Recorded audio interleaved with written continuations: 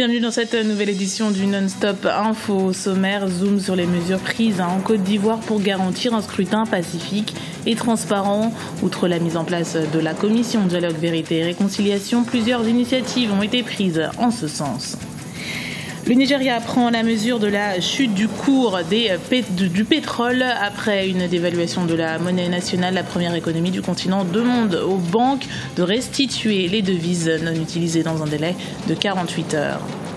Les recettes fiscales moins élevées que prévues au Burkina Faso. Sur un objectif de 590 milliards de francs CFA, 522 milliards seront récoltés. Une différence due au contexte politique selon les observateurs.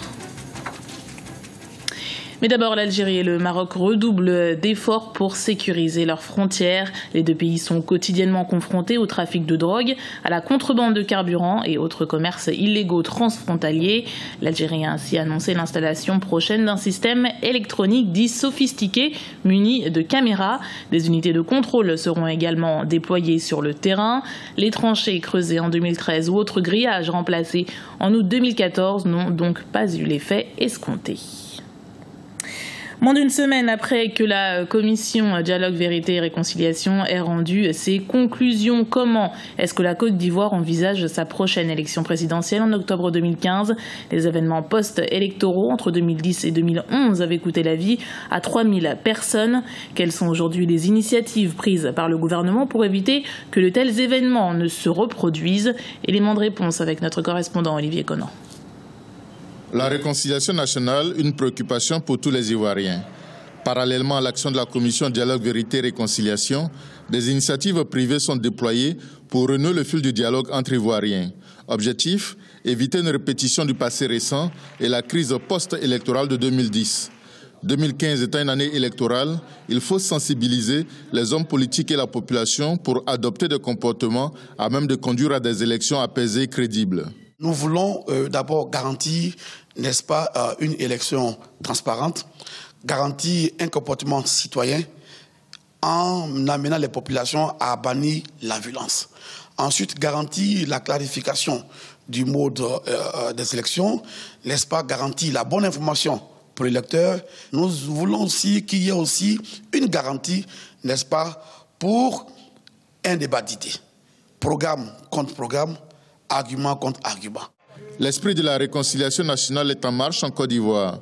Les partisans du président Alassane Ouattara et ceux de l'ex-président Laurent Gbagbo se sont retrouvés à la faveur de la remise des prix de la Fondation Atour pour la réconciliation nationale.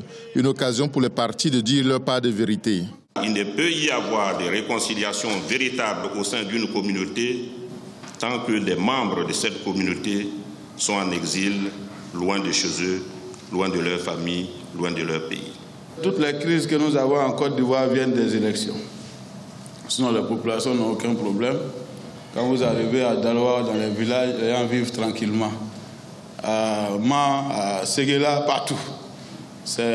Toutes les crises viennent des périodes électorales.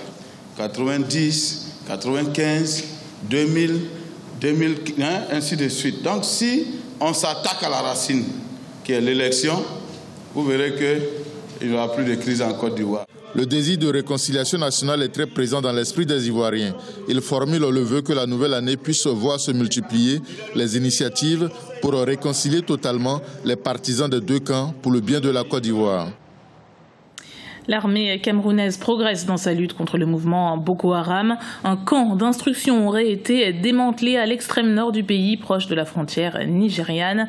Les autorités estiment que 80 enfants âgés de 7 à 15 ans y étaient entraînés par une quarantaine de membres de la secte islamiste. Depuis leur apogée en 2009, le mouvement Boko Haram est responsable de la mort de 10 000 personnes. La Guinée peut compter sur le soutien des Nations Unies dans sa lutte contre le virus Ebola. C'est le message que tenait à faire passer le secrétaire général des Nations Unies, Ban Ki-moon, samedi, lors de son passage à Conakry, la capitale.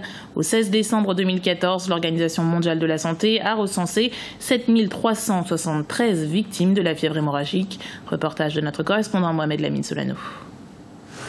L'ONU s'engage à endiguer Ebola aux côtés de la Guinée. Le nombre de décès dus au virus a déjà dépassé la barre des 1300 dans le pays. En visite officielle ce samedi à Conakry, le secrétaire général des Nations Unies a renouvelé au président guinéen l'appui de la communauté internationale pour contenir l'épidémie d'Ebola qui sévit dans le pays et reconstruire les services de santé sinistrés.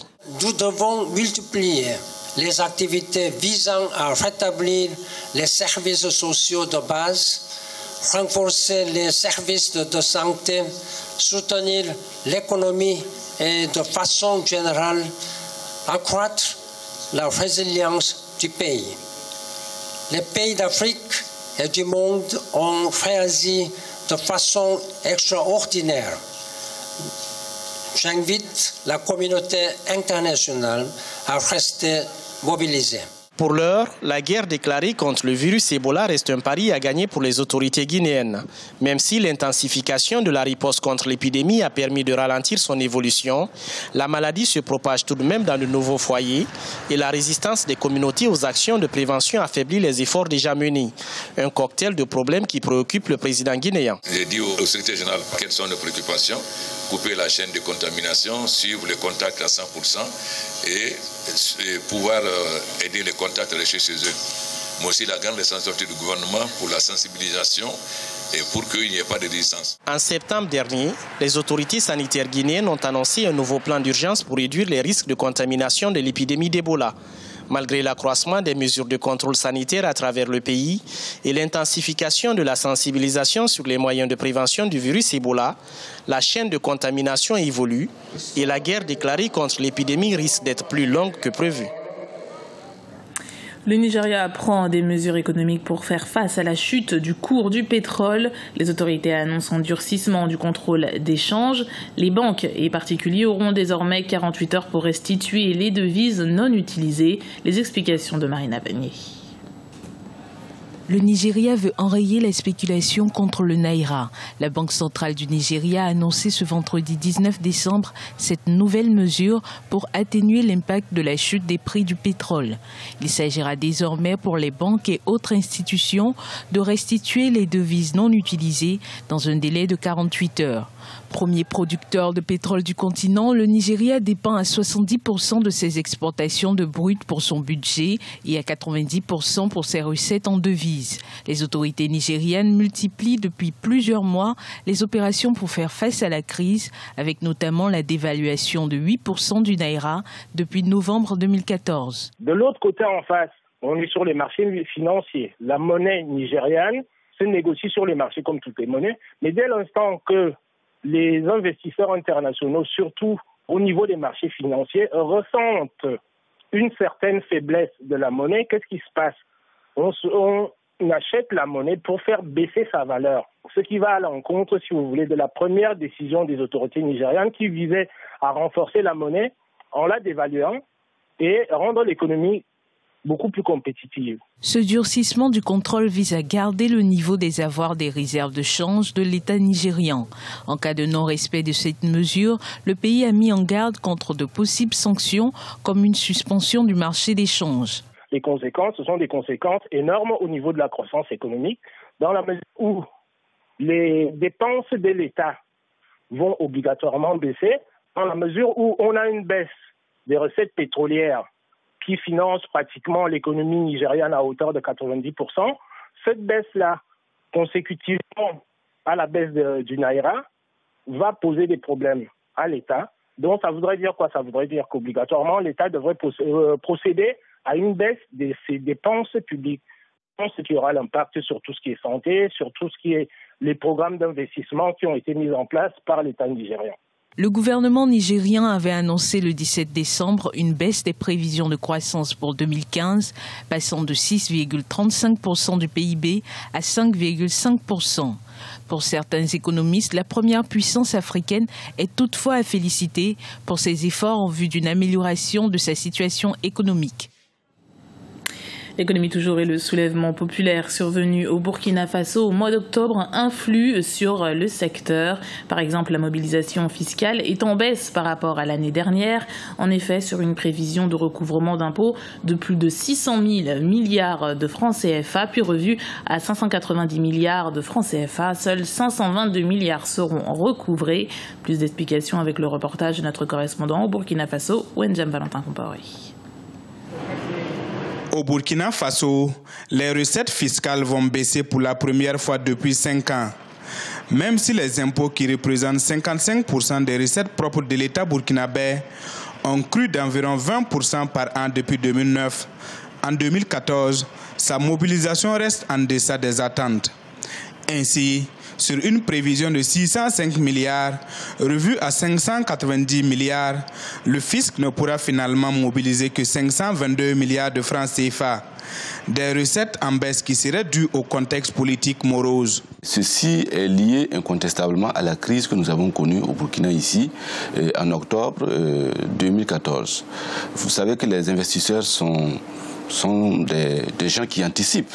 Ils anticipent, ils savaient déjà que, en observant la scène politique nationale, il y en a qui anticipent déjà et qui, on l'a remarqué surtout au niveau des importations, la cour des importations a sensiblement baissé. Dans cette mobilisation de ressources, la taxe sur la valeur ajoutée est la moins perçue.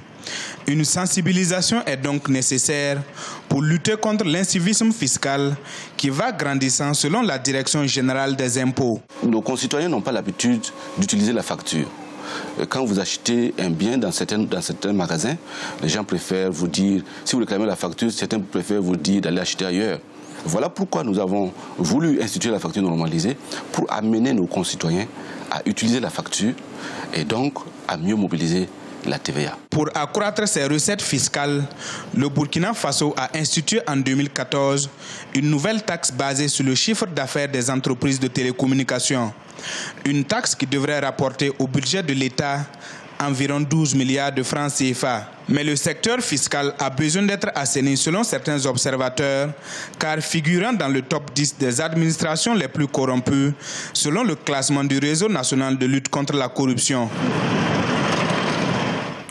C'était le journal de la rédaction. Merci de l'avoir suivi. Retrouvez dans un instant une nouvelle édition du Non-Stop Info sur Africa 24.